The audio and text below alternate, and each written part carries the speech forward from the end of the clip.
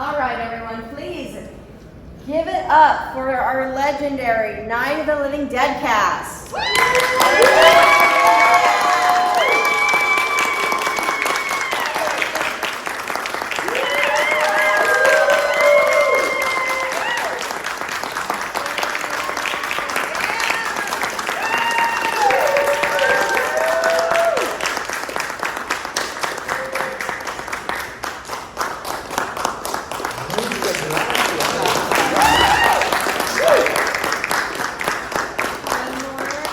Kyra, there we go. I'll be here, Holly.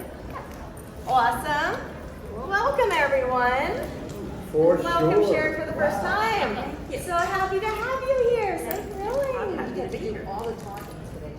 Yes. We are finally in my neck of the woods. Yes, we are. East, now you're west. You didn't hardly have to travel at all. How amazing is that? And someone else didn't have to travel, was it you? Yeah, fairly close by, isn't it great? Judy had all about a 20-minute 20 drive. minutes. So hard. I almost felt guilty. All right, everyone. I'm going to open this up because I know our audience wants to know. How did Night of the Living Dead come into your lives? I would love to start with Sharon. Okay. I was a student at Pitt working during the day as a secretary because Pitt had this wonderful program that gave us credits for $5 a credit. So I got my whole college education that way. And I worked in an office with Jackie Streiner. We became friends. We also happened to live in the same apartment. And one day she saw me in the hallway and she said, any chance you would help out? My husband was trying to make a movie. We didn't know. And I said, sure, no problem. And I don't remember how I got to the set. I assume they drove me because I didn't have a car. And in Pittsburgh, I didn't need one. Streetcars, buses. So they took me out, brought me back, and that was how I got involved. Oh, really? And I thought it was, I knew how important this movie became over time to people. And I thought, well, my part was so little, it didn't matter. I didn't even want to mention it to people. I didn't realize that for the fans, every screen, every detail of this movie counts. And they have made me feel so wonderful that I am a part of this movie. That's my speech.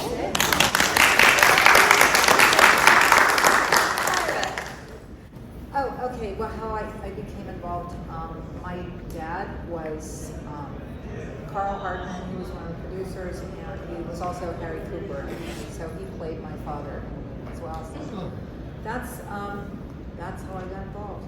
Nepotism reared its ugly.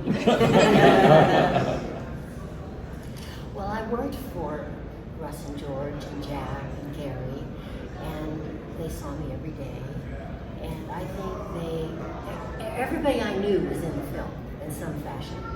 And so I think that they wrote that little part for me, I believe, just so that I wouldn't bitch. You know? So that's how I got to be here. Aww. Carroll Hardman played a very important role for me. I began working with Kai's father way back doing radio and television voiceover work. He had a wonderful recording studio. At that time it was Hardman and Associates. How I loved going down there, and we just laugh and record and have the best time. I was working in musical theater when I was doing that. And I thought, wouldn't it be exciting to go to Hollywood? Because I'd love to break into film. I was so idealistic at that time. Went off to Hollywood. Within that year, Carl called me and said, George, Jack and I we think you're making a film. Would you like to come back and audition? Well, I jumped on a plane, came back home, auditioned,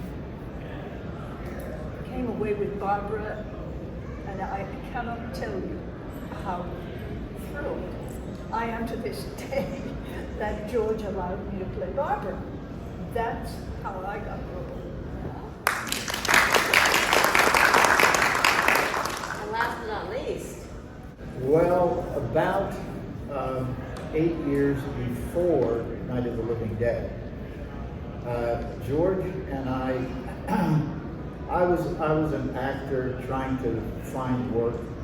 I met George, who was doing a small film at the time called Expostulations, and he asked me if I would be in his film as an actor, which I agreed to do. And the very first day of filming for me, I got hooked on the film process. I had never been involved with a film before. I did stage performing, and this is kind of cool. So George and I started to hang out after that first day of me working on his Expostulations film, and we became very good friends. And I must say that if any inspiration can be taken from Night of the Living Dead, I mean this partially facetiously, but partially not facetiously. The two of us together, if you can imagine Beavis and Butthead, it was the two of us. So if we could eventually pull it off, and anybody can probably pull it off. So if you have ambitions for painting, writing, whatever, stick with it, because if two clowns like we are,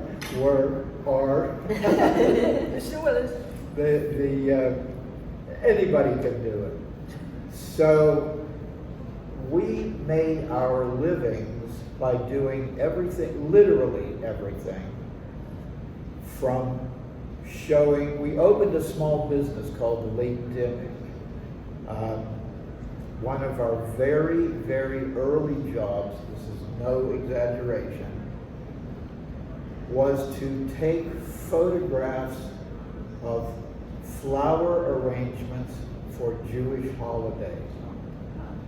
Now, whoever knew that George Romero was an expert about Jewish holiday flower arrangements? The truth is, he wasn't, I wasn't.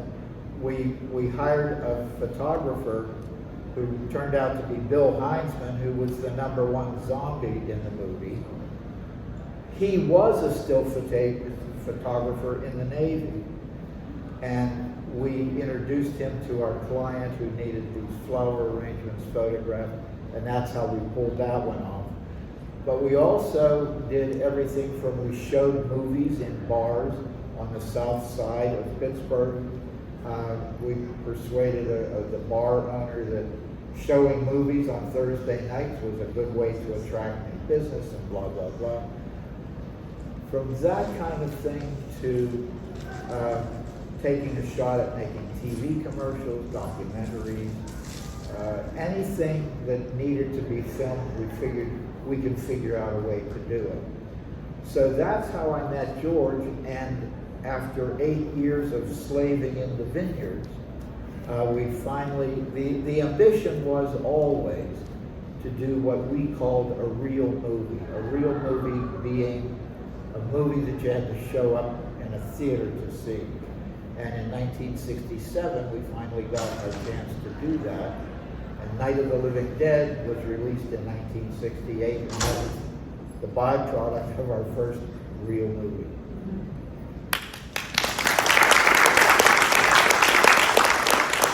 do we have any audience questions right now? Any at all? Yes.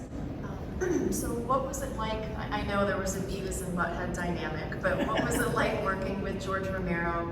And then do you have any interesting memories on set, whether a mishap or something funny that happened? George was, during the time, I hope it's okay to say this, during the time of making Night of the Living Dead, George was actually living at the office. And he he didn't do laundry. He would just buy new clothes. That is not an exaggeration. Yeah. He would go to a store called the Gallery, which was right around the corner from our offices. And he would just buy, I don't know how many shirts and pants and things. But he was, they also had a separate language that they used. The guys, they did these funny voices and funny words, but they knew what they meant. Nobody else did. So working with them was sort of like working with in a nursery school. Or with Beavis and Butthead. Yes. There was one very serious person there, and that was Vince Servinsky. And he was the guy that wrote the checks and everything. And he just kept things kind of on the straight and narrow. But the guys were all just kids, and loving what they were doing. They just loved what they were doing, and it was exciting to be around them. But they were kids. I mean, what did he do with the clothes that he was no longer? Did he donate them or throw them away? Probably threw them away. This is not an exaggeration, but when I first went to the filming of my piece of Expostulations, the very early film, I first went to his apartment in a section of Pittsburgh called Oakland. And there were three guys who lived in the apartment. George, a fellow by the name of Raymond Lane, and John Zulick. Raymond Lane's room was off limits to everyone. He kept his room was as neat as a pin. Zulick was somewhere in the middle, and George's room, you could literally not see the floor. It was littered with everything from comic books and magazines and clothing, and George was specifically forbidden to ever go. He was lucky he was allowed to walk past Ray Lane's room to get to the kitchen. So, after some time passed, and we're working on expostulations or whatever, we volunteered to help George take his clothing to the cleaners. I remembered by exact count he had 52 shirts. That we took to the cleaners, among other various and sundry things. How in the hell he paid for it, I have absolutely no idea. But it was a habit. It was a lifestyle. It was something. He would, rather than dealing with that stuff, he would just rather go out and get something new. And remember, this is in the days when getting something new, it costs some money, and where he constantly came up with the money, I don't know, because there were days we didn't have enough money for food. So. That's why you didn't have enough money for food.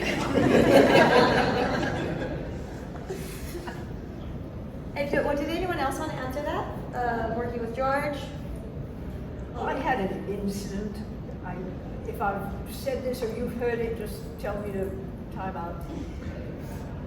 I, too, became fascinated with the behind the scenes. I would sit when not filming in front of camera, I would watch George. The creativity that came from that man was astounding to me. He could take a piece of cardboard, just rip it, and put it on a standard in front of a light, turn that light on, and create a wonderful effect, a shadow effect upon the people who were working. He had an aesthetic that I so admired. He very kindly taught me how to load film cartridges in the black bag. Here we are on set, and we had to have the the film cassettes ready to go to load into the camera, I was so nervous. But he just, with his sense of humor, his good attitude, told me how to do it. He said, yeah, we don't want to lose any film stock, but hey, it's really easy.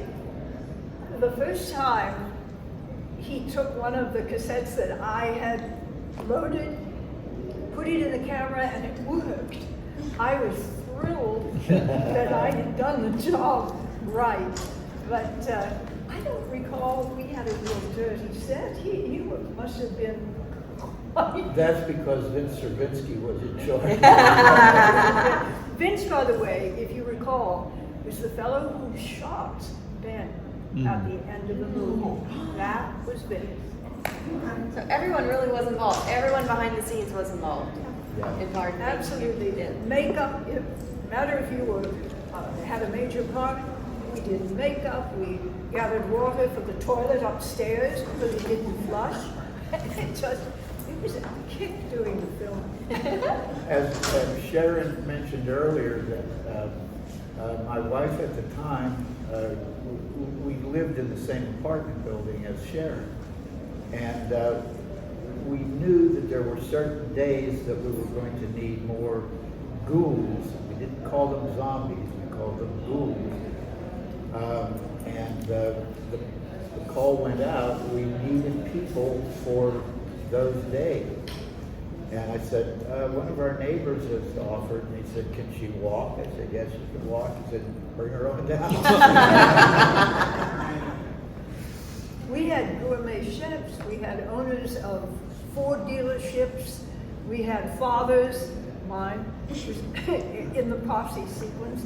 We had my English teacher's father in that posse sequence as well.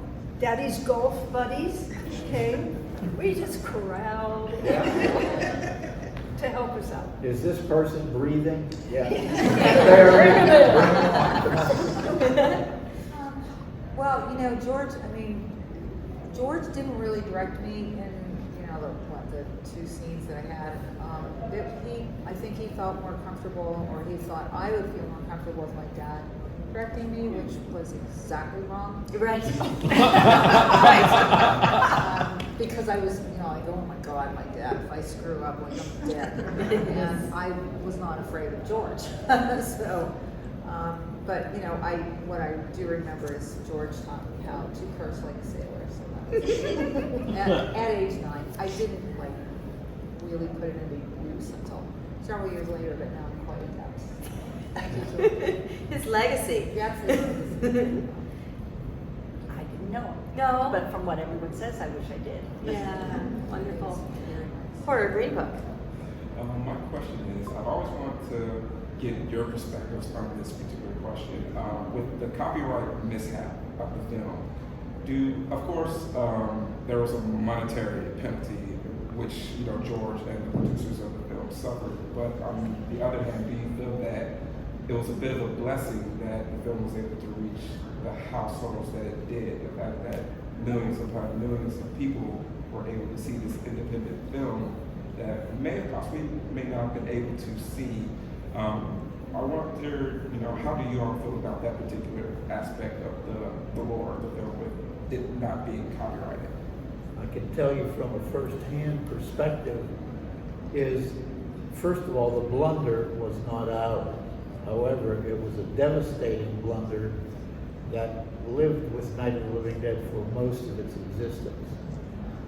The original title on the film, it had no title at first, and Vince Cervinsky decided, he heard us talking about maybe making this movie, and he opened a job jacket in our business labeled Monster Flick. And that was the very original title, Monster Flick. Then we decided, as we started to get more serious and get more organized, we called it Night of the Flesh Eaters. Mm-hmm. And Night of the Flesh Eaters, as the word started to trickle out that these loony people in Pittsburgh were making a movie called Night of the Flesh Eaters, I got a letter, Carroll and I got a letter from an attorney, a cease and desist letter, saying that Vulcan Productions, his client, had a movie called Flesh Eaters, and stopped using Flesh Eaters because it would confuse the public. We didn't want to get started with a lawsuit before we even get our picture into the hands of the distributor. So George came up with the idea, let's put a working title on the film called Night of Anubis. Anubis being one of the ancient Egyptian gods of the dead. Mm-hmm. That had a copyright on it. So here we go, taking our film off to New York to try to find a distributor with Night of Anubis. And the distributors that we showed it to, what the hell is an Anubis? When we finally got together with the Walter Reed organization, it was agreed to change the title to Night of the Living Dead, which I believe was John Russo's idea. Jerry Pickman, who was the president of the distribution company at the time, he claims that he retitled it, but whatever. However, it then became, once the contract was signed, it became their property to distribute. They turned it over to their lab to make release prints and that kind of thing. And in the process of changing the title to Night of the Living Dead, the copyright was inadvertently or on purpose left off. I don't know which was the true story, but it did get left off of that print. And that's the print that was shown to the public. We didn't get our first premiere print, didn't come into the movie theater in Pittsburgh for the premiere until the afternoon of the premiere. And by that time it was 1,300 people coming to see our first movie. We had no opportunity to rectify it, to change anything about it, because the copyright law at that time, which has since changed, was quite stringent. If you released a book, a movie, whatever, you lost the title, you lost the copyright forever. In answer to your, a long-winded answer to your question, I think that probably had something to do with the success of it, because everybody was making copies, and it was like open season on Night of the Living Dead, and therefore a whole lot of people who might not otherwise have had an opportunity to get exposed to the film. And that may explain why we're here still, 50 some years later talking about it. All due respects to all the great classic films that have been made, but when was the last time you saw a Citizen Kane t-shirt? Really? So it had something to do with it. So for a lot of people, Night of the Living Dead is kind of where they started for horror, but more and more now, you're seeing people get into horror and then they'll have somebody tell them, oh, you have to see Night of the Living Dead. From your perspectives, do you think the movie works best as an entry point or for existing horror fans to discover? I think that historically, horror has been an entry-level genre. Why that is, whether it's a bias or a prejudice or a whatever, I don't know. But I believe since early on, I think that horror has been kind of the weak sibling of all entertainment. Why that is, I have absolutely no idea. But when Night of the Living Dead became popular, I think it inspired a lot of people to say, I think I could do something like that. And So not only did it serve its purpose as entertainment, it also has served a pretty good inspirational proposition. Matter of fact, so oftentimes in conventions just like this, people will come up and say, your film I saw when I was this big, it influenced me, and now I am in the industry. I'm working in the industry because I fell in love with your film.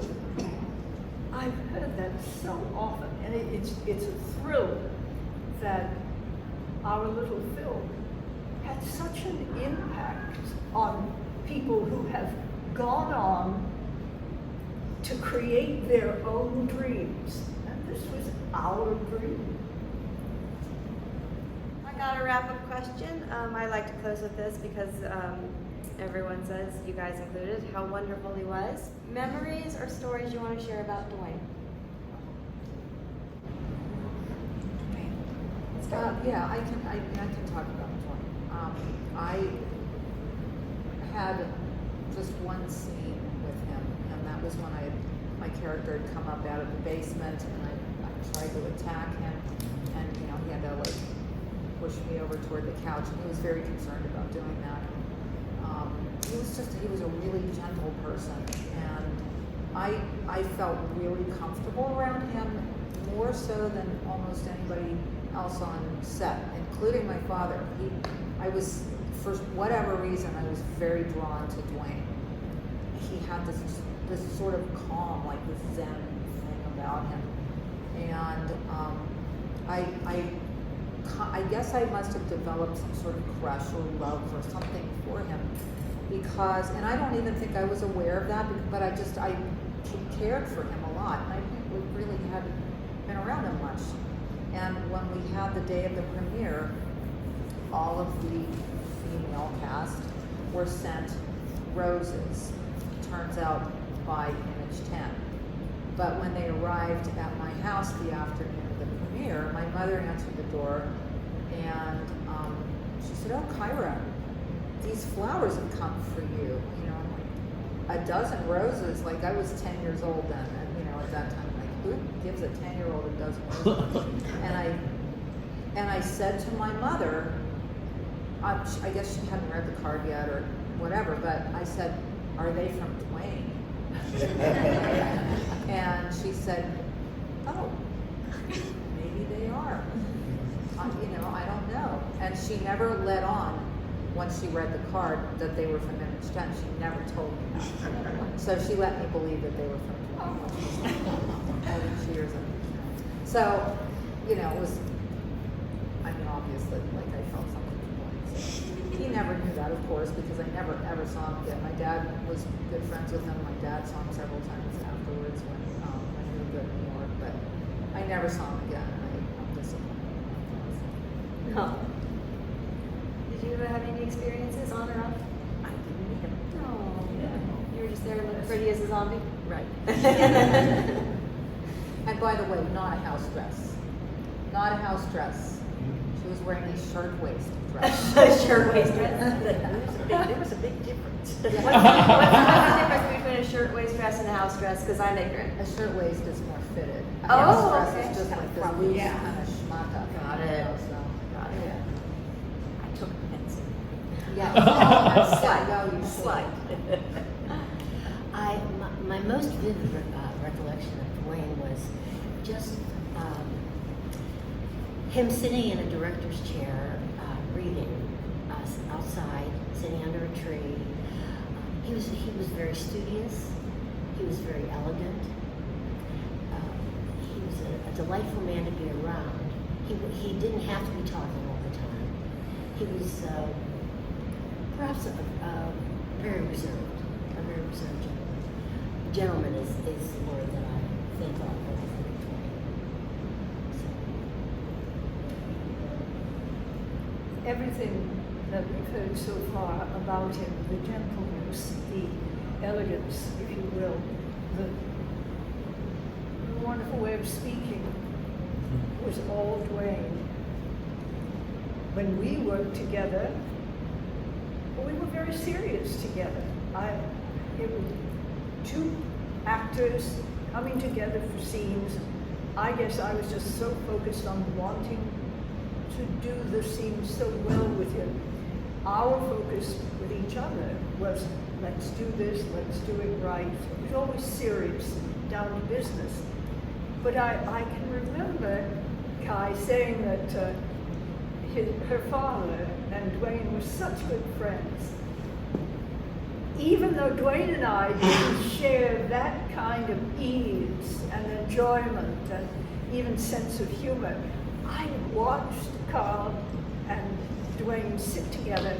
They smoked like chimneys.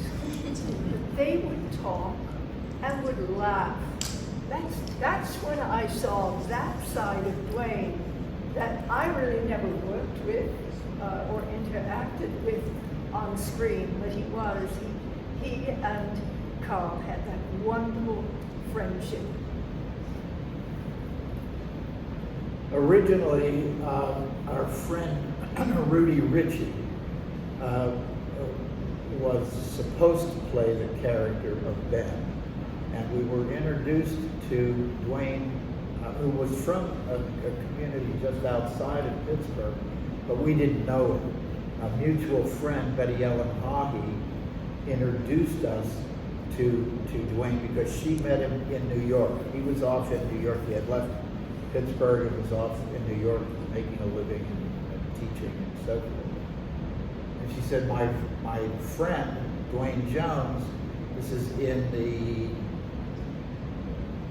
Easter of 1967. He was coming back to Pittsburgh to visit his family for Easter. And during that weekend, Betty Ellen arranged for us to audition then for this filming that was about to start filming in June. And we had him, the audition was the scene in the movie where he's tearing apart the dining room table and reminiscing about what led up to him ending up in the farmhouse, what strangeness was going on at Beekman's Diner. And he delivered that scene. He pretty much memorized it before he got to the audition. And we were so captivated by his audition, it was a hands down, unanimous decision that day that if we can make a deal with him as an actor, that he had to be our Ben, and even Rudy Ritchie voted in favor of Dwayne being Ben. He was, his whole family, his sister, Dwayne's sister, he was a few years younger than Dwayne. She became an attorney, and a somewhat famous and prestigious attorney for years and years and years. She was the city solicitor of Atlanta. So with that kind of intellect running in the family, Dwayne wanting to be an actor didn't stray too far from the sensibilities and so forth that the whole family apparently had. Thank you guys so much for your wonderful stories. Thank you for being here with us. We're so happy to have you all, especially you. Thank you. Everyone, give it up.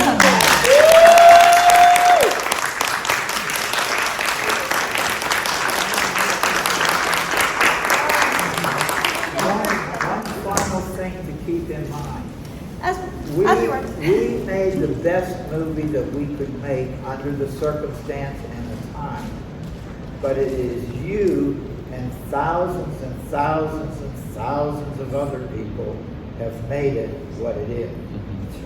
So it's been, in that sense, it's been a joint effort. Thank you.